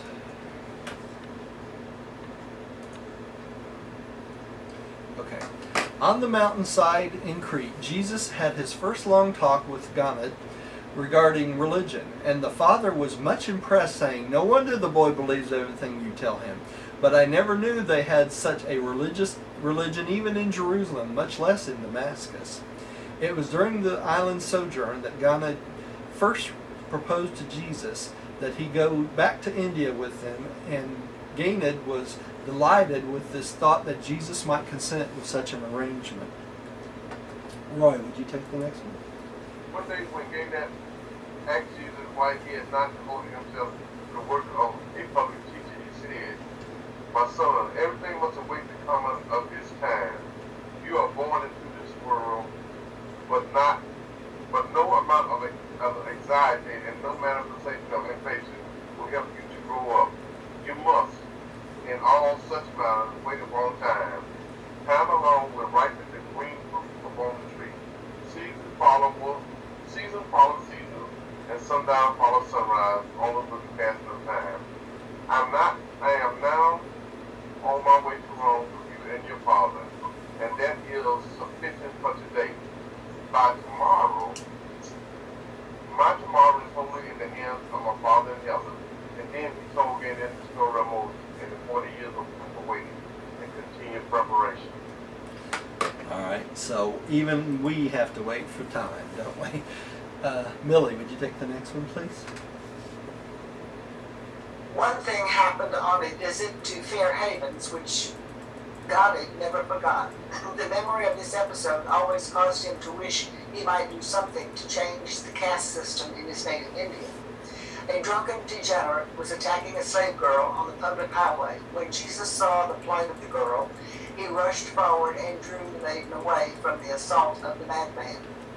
While the frightened child clung to him, he held the infuriated man at a safe distance by his powerful extended right arm until the poor fellow had exhausted himself, beating the air with his angry blows. God had felt a strong impulse to help Jesus handle the affair, but his father forbade him. Though they could not speak the girl's language, she could understand their act of mercy and gave token of her heartfelt appreciation as they all three escorted her home. This was probably as near a personal encounter with his fellows as Jesus ever had throughout his entire life in flesh. But he had a difficult task that evening, trying to explain to Ganid why he did not smite the drunken man. Ganid thought the man should have been struck at least as many times as he had struck the girl. So you can imagine this big carpenter holding this guy out at distance, can't you? All right. 6, a young man who was afraid. While they were up in the mountains, Jesus had a long talk with a young man who was fearful and downcast. Failing to derive comfort and courage from association with his fellows, this youth had sought the solitude of the hills.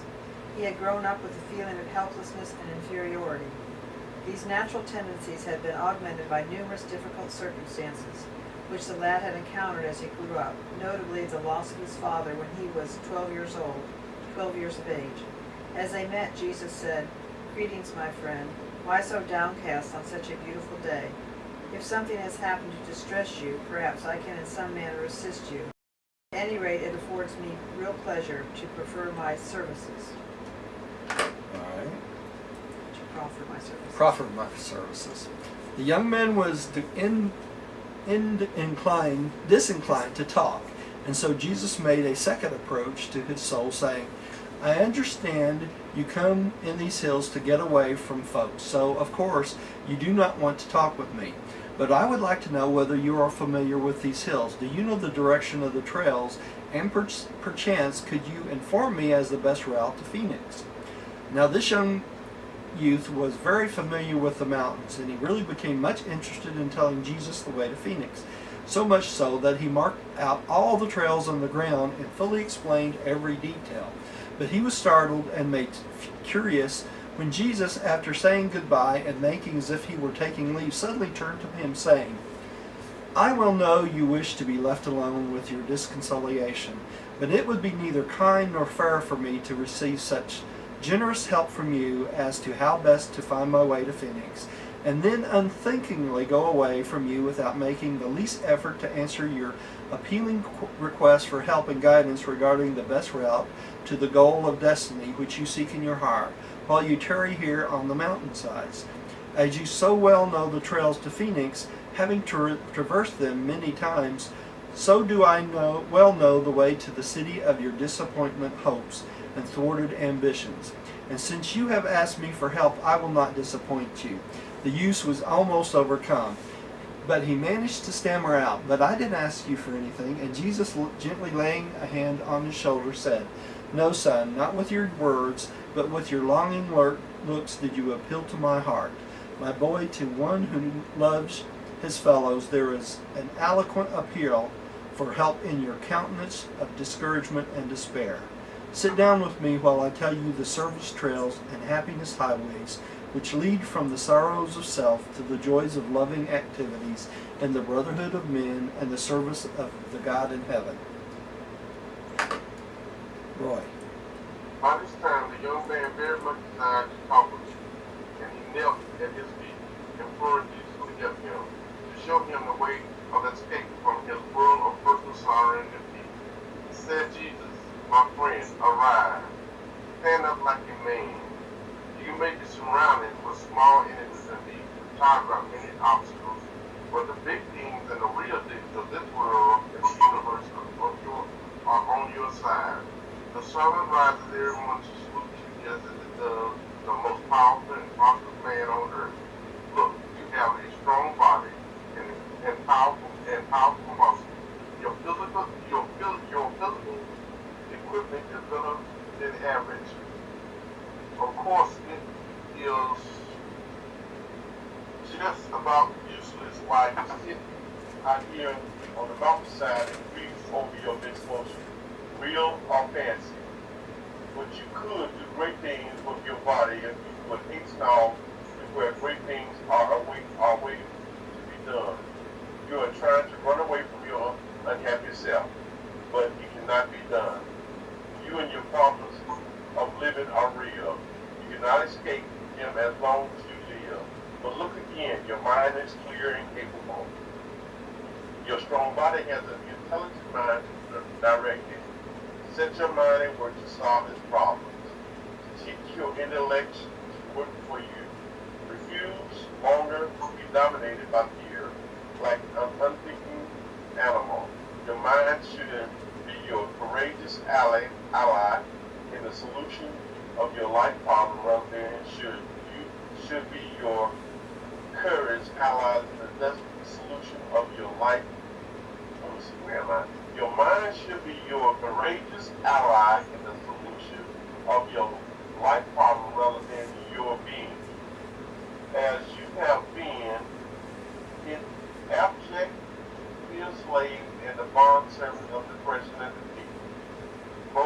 But most valuable of all, your potential of real achievement is the spirit which lives within you, and which will stimulate and inspire your mind to control itself and activate the body. If you will release it from the fetters of fear, and thus enable your spiritual nature and your deliverance from the evil of inaction by the power presence of living faith. And then what will this faith vanquish fear of men by the compelling presence of that new and all-dominating love of your fellow, which will so soon fill your soul to overflowing because of the consciousness which has been born in your heart that you are a child of God. Okay, I'm only going to say one thing about this paragraph because there's so much in it. You should mark this paragraph and right beside it, suicide counseling, because this is the concepts you want to relate to someone that is considering suicide. Okay? This is the best advice you can ever give someone that's downhearted and distraught. And the next paragraph too. Okay?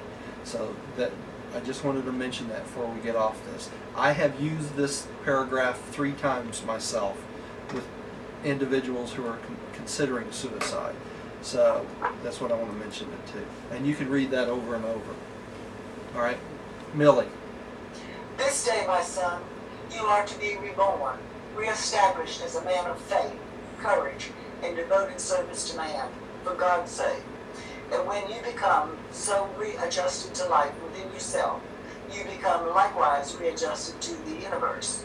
You have been born again, born of the Spirit, and henceforth will your whole life become one of victorious accomplishment.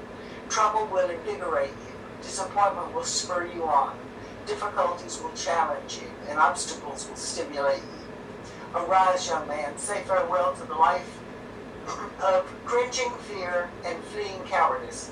Hasten back to duty and live your life in the flesh as a son of God, immortal, dedicated to the ennobling service of man on earth, and destined to the superb and eternal service of God in eternity.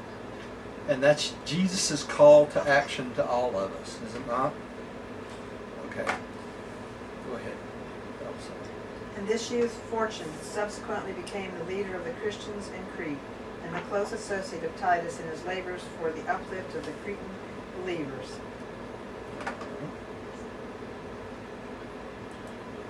The travelers were truly rested and refreshed when they made ready about noon one day to sail for Carthage in northern Africa, stopping for 2 days at Cyrene.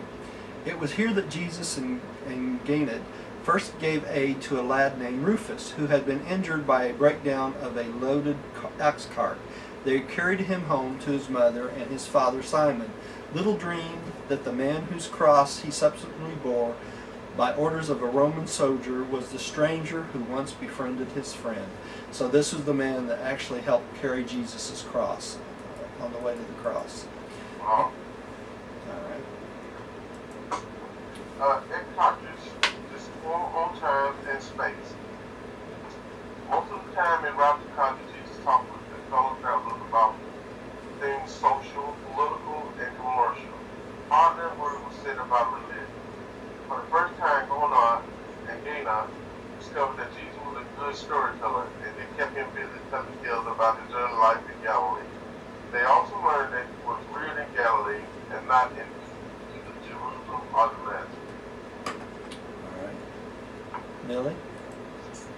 When Ganid inquired what one could do to make friends, having noticed that the majority of persons whom they chanced to meet were attracted to Jesus, the teacher said, "Become interested in your fellows, learn how to love them, and watch for the opportunity to do something for them, which you are sure they want done."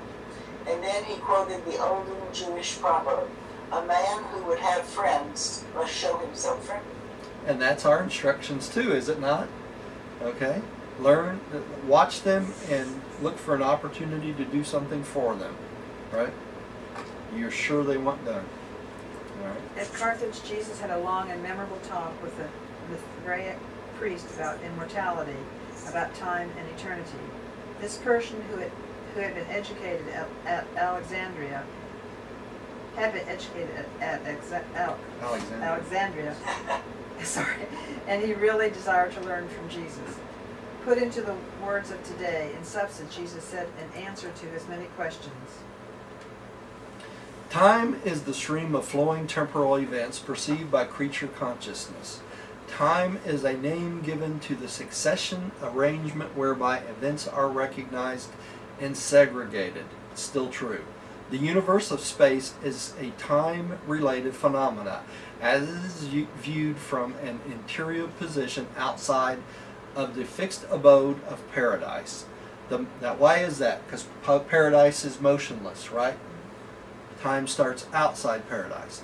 The motion of time is only revealed in relation to something which does not move in space as a time phenomena. In the universe of universes, paradise and its deity transcend both time and space. On the inhabited worlds, human personality, indwelt and oriented by the Paradise Father Spirit, is the only physically related reality which can transcend the material sequence of temporal events. So time is a way to keep a track of temporal events. Time does not exist on paradise because it is the only stationary thing in the universe. Right? Okay. Animals, Go ahead. animals do not sense time as does man, and even to man because of his sectional Circumscribed. sectional or circumscribed view. Time appears as a succession of events. But as man ascends, as he progresses inward, the enlarging view of this event procession is such that it discerns more and more in its holiness. That which formerly appears as a succession of events then will be viewed as a whole and perfectly related cycle. In this way, we'll simultaneity. Say that again? Simultaneity. Simultaneously, increasingly displace the one-time consciousness of linear sequence of events. So as we progress higher and higher, everything will seem more like a circular succession of events rather than a straight line. Okay? Happening over and over. Okay? Millie. There are 7 different conceptions of space as it is conditioned by time.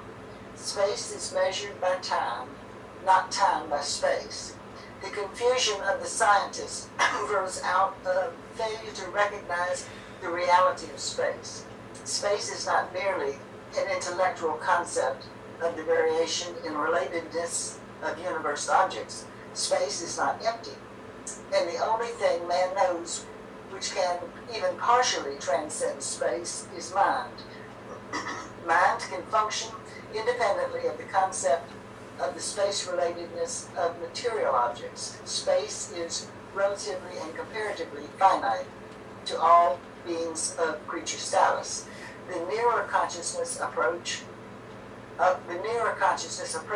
the awareness of 7 cosmic dimensions, the more does the concept of potential space approach ultimacy.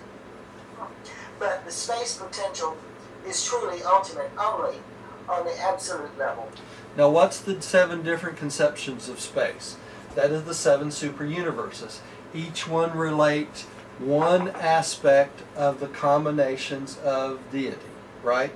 God the Father, God the Son, God the Spirit, God the Father and the Son, God the Son and the Spirit, God the Father and the Spirit, God the Son and the Spirit. Every combination is one of them in a super universe. And each one has a concept of personality that they reveal. And that's what he's talking about. The 7 different conception of space conditioned by time. It's only time is in the 7 super universes. Okay? And then he goes on all the way down until he talks about the ultimacy and the absolute level. And what would that be? Paradise and the outer space levels. Right? I got a question, and my question is here. Are there 770,000 creator sons in each universe, or are there 770,000 creator sons in all of the universes? No, it's 700,000, Roy, and that's how many's in just the 7 super universes. But there's 300,000 in reserve, and they will create billions and billions more probably for the outer space levels. But there's 100,000 in each super universe, and each one of them has created a local universe. Okay? So it's 700,000, not 770,000. That's right, 700,000. And 300,000 in reserve. And 300,000 in reserve. We think that would be the starting place probably for the first outer space levels. Okay? All right. And many more to come. All right? It must be apparent that universal reality has an expanding and always relative meaning of the ascending and perfecting levels of the cosmos. Ultimately, surviving mortals achieve identity in a 7-dimensional universe. All right. Everything's in 7s, right? The time-space concept of a mind of material origin is destined to undergo successive enlargements as the conscious and conceiving personality ascends the levels of the universe.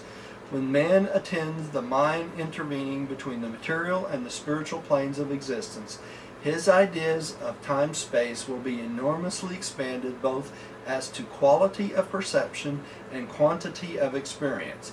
The enlargement cosmic conceptions of an advancing spirit personality are due to augmentations of both insight and scope of consciousness.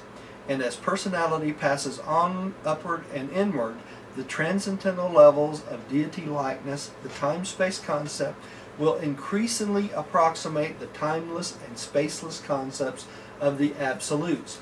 Relatively in accordance with the transcendental attainment, these concepts of the absolute level are to be envisioned by the children of ultimate destiny. And we do this by going through the 7 levels of Havona. We get higher and higher concepts of spirituality and ultimacy as we attain the 7 levels of Havona.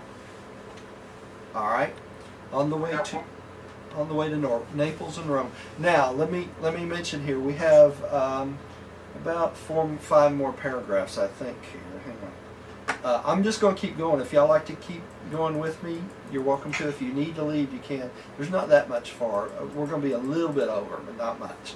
Okay, Roy, would you like to take the next one? On the way to Naples and Rome, the first stop on the way to Italy was the Island Maltese. Here Jesus had a long talk with a downhearted and discouraged young man named Claudius. This fellow had contemplated taking his life, but when he had finished talking with the scribe of Damascus, he said, I will face life like a man. I am through playing the coward. I will go back to my people again all over again. Surely he became an enthusiastic preacher of the Cynics. And still later on, he joined hands with Peter in proclaiming Christianity in Rome and Naples. And after the death of Peter, he went on to Spain preaching the gospel. But he never knew that the man who inspired him in Malta was the Jesus whom he subsequently proclaimed the word of God. Okay, I want y'all to mark the next 3 or 4 paragraphs as suicide counsel also. So if someone's thinking of suicide, you need to read these 3 paragraphs also, along with the earlier ones we read. Okay? All right, starts at Syracuse. Millie, would you take that, the first one? At Syracuse, they spent a full week. The notable event of their stop here was the rehabilitation of Ezra, a backslidden Jew who kept the tavern where Jesus and his companions stopped. Ezra was charmed by Jesus' approach and asked him to help him come back to the faith of Israel. He expressed his hopelessness by saying, I want to be a true son of Abraham, but I cannot find God, said Jesus. If you truly want to find God, that desire is in itself evidence that you have already found him. Your trouble is not that you cannot find God, for the Father has already found you. Your trouble is simply that you do not know God. This is, Roy, what I was talking about with your friend who didn't know God. Have you not read in the prophet Jeremiah, you shall seek me and find me when I shall search for me with all your heart. You shall seek me and find me when you shall search for me with all your heart. And again, does not this same prophet say, and I will give you a heart to know me, that I am Lord? You belong to my people and I will be your God. And have you not also read in the scriptures where it says, he looks down upon men, and if any will say, I have sinned and perverted that which was right, and it profited me not, then will God deliver the man's soul from darkness, and he shall see the light. And Ezra found God, and to the satisfaction of his soul. Later, this Jew, in association with the well-to-do Greek proselyte, built the first Christian church in Syracuse. All right. There. At Messina they stopped for only one day, but that was long enough to change the life of a small boy, a fruit vendor, of whom Jesus bought fruit, and in turn fed with the bread of life. The lad had never forgot the words of Jesus, and the kindly look which went with them. When placing his hand on the boy's shoulder, he said, Farewell, my lad, be of good courage as you grow up to manhood, and after you have fed the body, learn how also to feed the soul. And my Father in heaven will be with you and go before you. The lad became a devotee of the Mithraic religion, and later on turned to the Christian faith. All right, I told y'all to mark the wrong paragraphs. Ignore what I said about the suicide earlier. This is not what I thought it was. I've been reading around so much lately.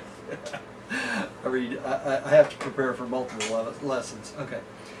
At last they reached Naples and felt they were not far from their destination, Rome. Jonah had much business to transact in Naples, and aside from the time Jesus was required as interpreter, he and Gannon spent their leisure visiting and exploring the city. Gannon was becoming adept at citing those who appeared to be in need. They found much poverty in this city and distributed many alms. But Gannon never understood the meaning of Jesus' words. When after he had given a coin to a street beggar, he refused to pause and speak comfortably to the man. Jesus said, "Why waste words upon one who cannot perceive the meaning of what you say? The Spirit of the Father cannot teach and save one who has no capacity for sonship." What Jesus meant was that the man was not of normal mind and that he lacked ability to respond to Spirit leading. So there are people walking around that are not responding to the spiritual life, right? All right. There was no outstanding experience in Nathan Jesus, and the young man thoroughly canvassed the city and spread good cheer with many smiles among hundreds of men, women, and children. All right. Millie, would you take the next one? From here they went by way of Capua to Rome, making a stop of 3 days at Capua. By the Appian Way they journeyed on beside their pack animals toward Rome, all three being anxious to see this mistress of empire and the greatest city in the world. Okay, now before we stop here, I want to show you, well, let me do it down here. 2 more pictures. This is the Appian Way, we just talked about that. And this is, oh, that's the wrong thing there. There we go. There's the Appian Way, the cobblestone. I wanted to show you all that before we left. And that's the end for today. And Millie, would you like to say a prayer for us before we quit today? You still there, Millie? Yes, turn the speaker on. All right. Heavenly Father, thank you for letting us meet here again today to study this new revelation. Please be with us as we go on our way this afternoon, and help us to spread your new words in our world. Bless us today, Father, that the light will come on and show us the way home to you. With this, we give you all our love and honor. In the name of Christ, my Lord, and God, Jesus. Amen. Amen. Thank you, everyone at home, for coming to see us. We appreciate it. Please come see us again.